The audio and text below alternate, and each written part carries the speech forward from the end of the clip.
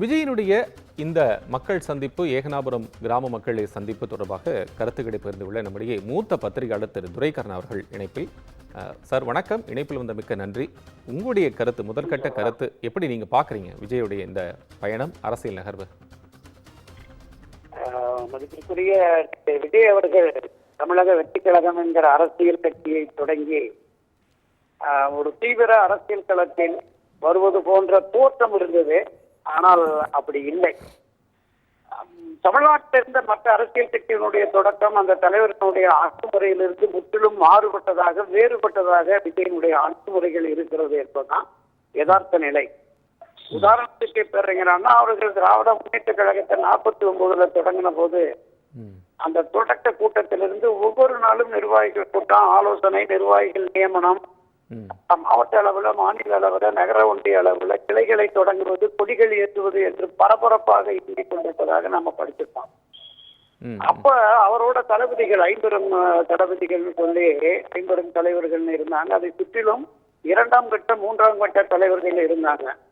அதை தொடர்ந்து கருணாநிதி, புரட்சித் தலைவர் எம்ஜிஆர், செல்வி ஜெயலலிதா காலத்திலுமே ஏறத்தாழ 30-40 தலைமை கழக நிர்வாகிகள் இருப்பாங்க. அவர்களுக்கு பொறுப்புகள் பிரித்து கொடுக்கப்படும். அமைப்பு செயலாளர்களுக்கு கட்சியை கட்டமைப்பதற்கான பணிகள் இருக்கும். நான் அறிந்த வகையில் இதுவரையில் அந்த கட்டமைப்பை திரு விஜய் அப்படி உருவாக்காத சூழலில் ஒரு மழை வெள்ள சேதத்துல கூட இடத்துக்கு போகாம அவர் இடத்துக்கு வரவழைச்சு கொடுத்தாரு.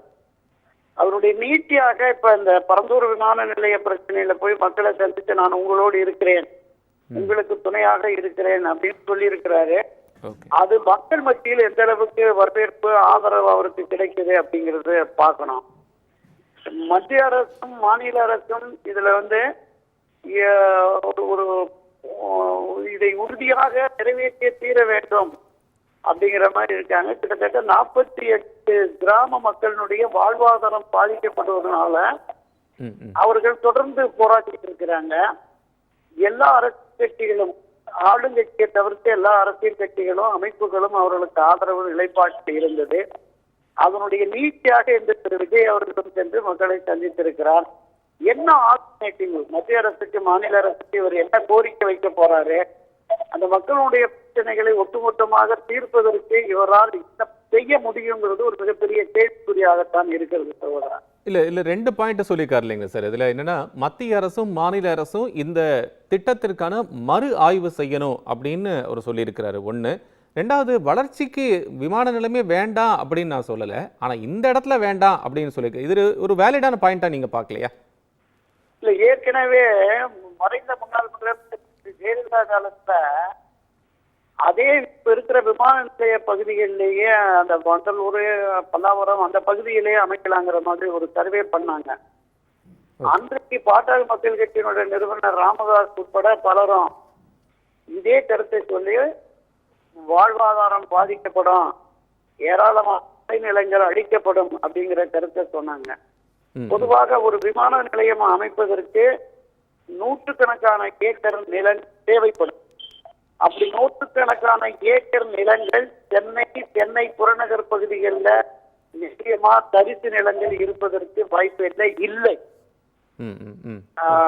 அந்த அடிப்படையில தான் மத்திய அரசு, மாநில அரசு அந்த விமான நிலைய அத்தாரிட்டி இந்த இடத்தை சூஸ் பண்ணியிருக்காங்க.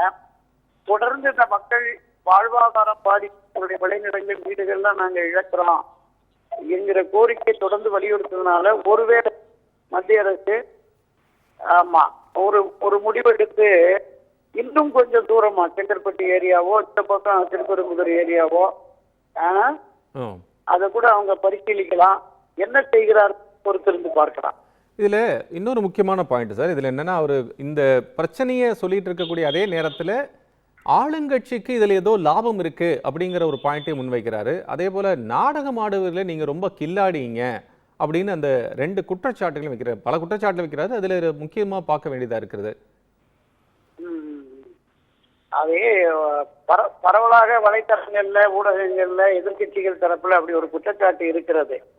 அந்த பகுதிகளில் பல நூற்றுக்கணக்கான ஏக்கர் நிலங்களை ஆளுங்கட்சியினர் அந்த பகுதியில் இருக்கிறாங்க. இது டெவலப் ஆச்சுன்னா பல கோடிக்கணக்கான ரூபாய் ஆதாயம் பெறலாம் அப்படிங்கிற அப்படிங்கிற பார்வை இருப்பதாக ஒரு குற்றச்சாட்டு இருக்கிறது.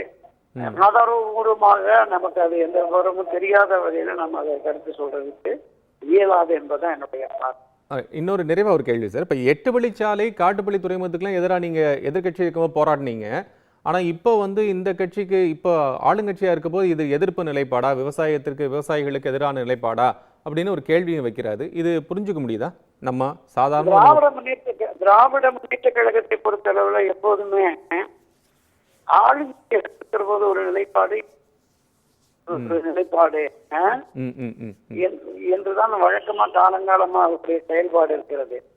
சரி, ஆட்சி கட்சியினருக்கே நீங்க எதிர்கட்சியா இருக்கிற போது இதை எதிர்த்து எங்களை கேட்டா என்ன சொல்லுவாங்கன்னா, நீங்க வந்து வெறும் அகப்பைய சொல்லட்டுறீங்க, அதனால ஒன்னும் பாதிப்பு இல்ல, நாங்க சாதம் பொருள் நாங்க அதை சொல்லட்ட முடியாது, வீணாயிடும் அப்படிங்கிற மாதிரியான ஒரு விளக்கத்தை சொல்லுவாங்க. நிதி ஆதாரம், பொருளாதார வளர்ச்சி, மக்களுடைய தேவைகள் என்பதை ஆட்சி கட்சியா வந்தவுடனே தான் அதை நிறைவேற்றுவதற்கான ஒரு பூரிய பார்வை இருக்கும். எதிர்கட்சியா இருக்கிறவர்கள் வெறும் விமர்சனமும், எதிர்கட்சி ஆளுகிறவர்களுக்கு எதிரான ஒரு பிரச்சாரத்துக்கு தான் அப்ப பயன். இப்ப உதாரணத்துக்கு ஒரு விஷயம் சொல்றேன். திராவிட முன்னேற்ற கழக ஆட்சியில நாங்க வந்து 3 லட்சம் கோடி தான் கடன் இருந்தது, நீங்க 5.5 லட்சம் கோடி கடன் ஆக்கிட்டீங்கன்னு சொன்னாங்க. இப்போ இவங்க வந்ததுக்கு பின்னாடி 8.5 லட்சம் கடன் ஆகி இந்த மாதிரி தான் ஆளுங்கட்சியா வந்த உடனே சில விஷயங்கள்ல அவங்க ஒரு இணக்கமான போக்குல போகணும் அப்படிங்கிற அடிப்படையில செயல்படுறதுனால இந்த மாறுபாடு தெரிகிறது. நன்றி திரு துரைக்கண்ணா. நன்றி சகோதரன். நன்றி சார். உங்களுடைய கருத்துக்களை பகிர்ந்துகிட்டு மிக்க நன்றி.